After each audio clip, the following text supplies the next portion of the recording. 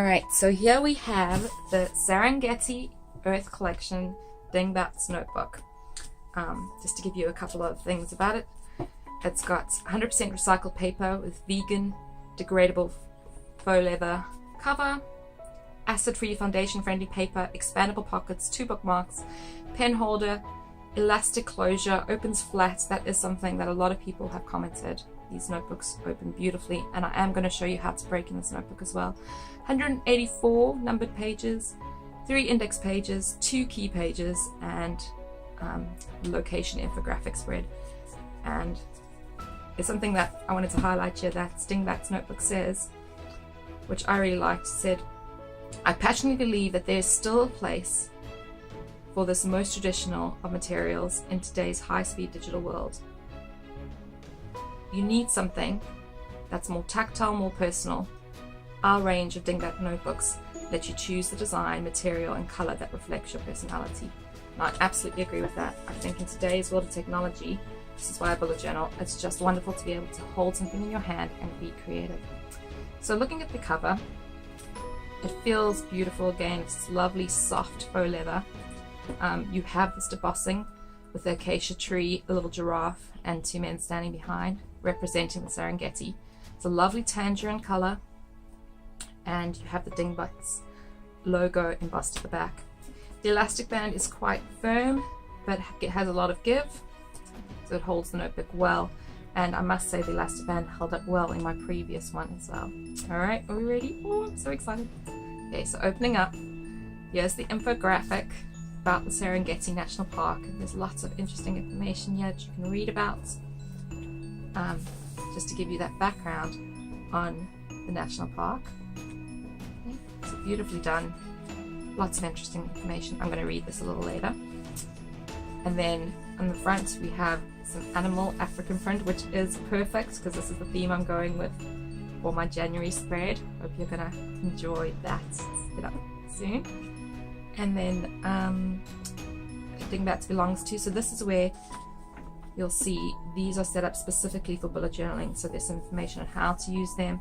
A tabs key, that's something I didn't show you in my previous one. There are little pieces on the end of each page. They're very, very light, so I hope you can see them on camera. But they're little tabs so that you can color code or cut out, however you want to do it, probably color code different months. And I didn't use it on my previous one, but I do intend to use that on this one. So hopefully I can talk about that throughout the year. Alright, there's a place to put your color key if you're choosing a specific color for each month, which is great for bullet journaling. They use a Dingbats key. I tend to use my own key page. Sometimes I cover up this page and do different key, but you can literally just choose your overall key. And then they have quite a few index pages here as well, already drawn for you. This is not the case in the wildlife collection, like that elephant one, but these are in the Earth collection. Alright, and the pages are numbered. For the future log pages, which they have labeled, they have little demarcations, so that'll make it really easy for you to separate this page. And of course you can always refer back to these demarcations when you're creating in the future. So there's 4 future log pages with very, very faint future log on the top. I covered it up in my previous one very easily because I wanted to personalize it a bit more, but I don't mind that at all. And then on page 5, the actual journal pages begin, and very nice faint dots, and the color of the page is this sort of ivory, ivory color compared to the sort of cream color that comes in the wildlife collection. So the Earth collection's got a slightly different color, I think. It may just be my impression, seeing if they say on the page that it's different color paper. They don't specifically say, they do say cream. Okay, so they're both meant to be cream pages. Alright, so the same color pages. Maybe it just looks different against the orange. Tangerine color. Okay, then you can see I haven't even opened the ribbons. So you get 2 ribbons in the wildlife collection. You only get 1 in the Earth collection. You get 2 in the wildlife collection. You only get 1. My Lucky Turn and Scribbles That Matter also had 2, and the Limone, the version that I got, only had 1. Alright, and just paging through. There's lots of pages in here. Like I said a few moments ago, 184 pages. The last few pages are perforated, I believe. I think there's 5 perforated pages at the back.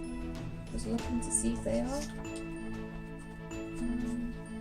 Yeah, they are. So it's a very, very small perforation, but there's a few perforated pages at the back, which might be good for things like pen tests, that kind of thing.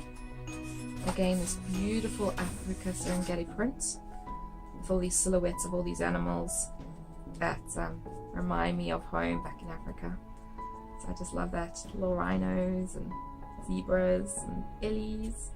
Oh, I love this. Just inspiring me. Oh, there's a little hippo. Just gorgeous. Alright. And then there's a little pocket at the back, which is where they keep this little info booklets. So that's there.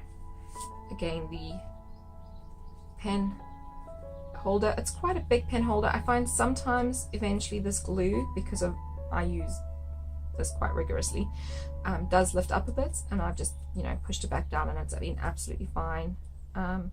Or you can just stick some double-sided tape if it does lift away, just because of rigorous use. It's never done damage. And there's a little bit of an indentation from the elastic band, but you'd expect that because this cover has quite a bit of give. So absolutely beautiful. These rounded edges with no extra stitching like you do on the wildlife. That's that book. So very, very excited about that. Just to give you a quick view, I think you can see here, it's quite small, but there's the different kinds of earth collection. So Great Barrier Reef, I've just shown you the Serengeti, and then there's one more, which is the Yazumi, and then there is quite a few in the wildlife collection that you can get as well. There's different kinds of notebooks and colors, and so there are quite a few options if you visit their website to see.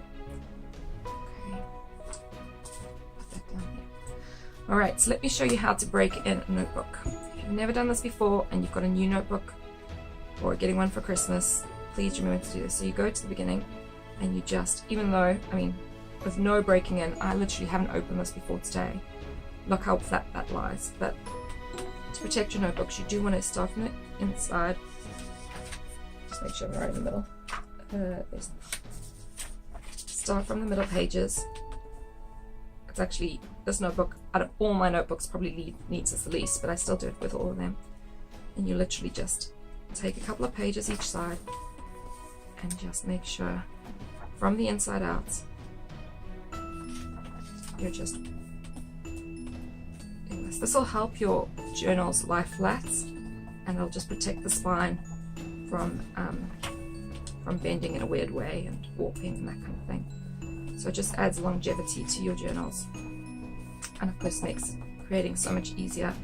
I've seen people have to use pins and things to hold pages back because their notebooks weren't lying flat, and it's probably because they haven't broken them in, or maybe they just got bulk in their notebook from creating collage type pages.